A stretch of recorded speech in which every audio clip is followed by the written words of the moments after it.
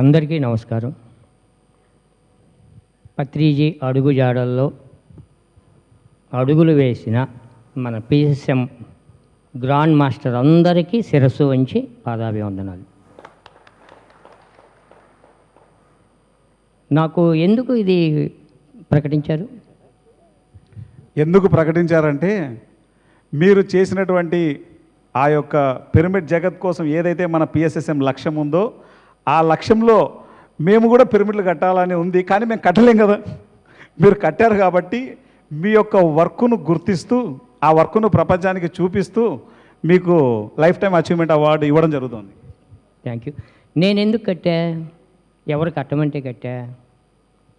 నాకు ఇంత గొప్ప ప్రేరణ ఇచ్చిన ఆ మహానుభావుడు పత్రిజీ.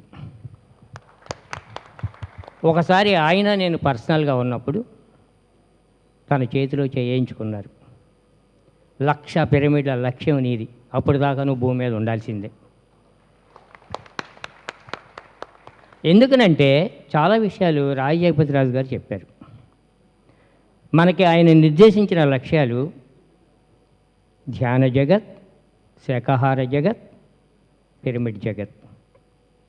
98% ఇంకా మాంసాహారులో ఉన్న ఈ భూ ప్రపంచంలో అలాంటి వర్క్ జరగాలి అని అంటే 3 రకాల ఆయన 3 విభాగాలు మనకి కేటాయించారు. ఎవరి విభాగంలో వాళ్ళు పరుగులు తీయండి.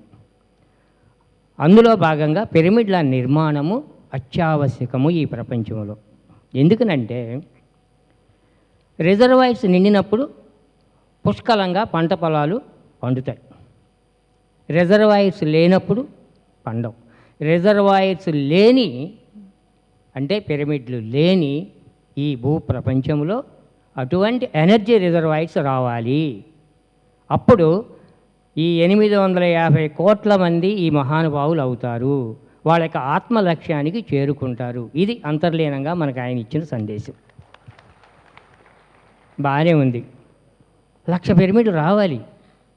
వేగంగా రావాలా వద్దా? వేగంగా రావాలంటే మనం ఏం చేయాలి? ఎప్పటికప్పుడు టెక్నాలజీని అప్డేట్ చేసుకుంటూ వెళ్ళాలి.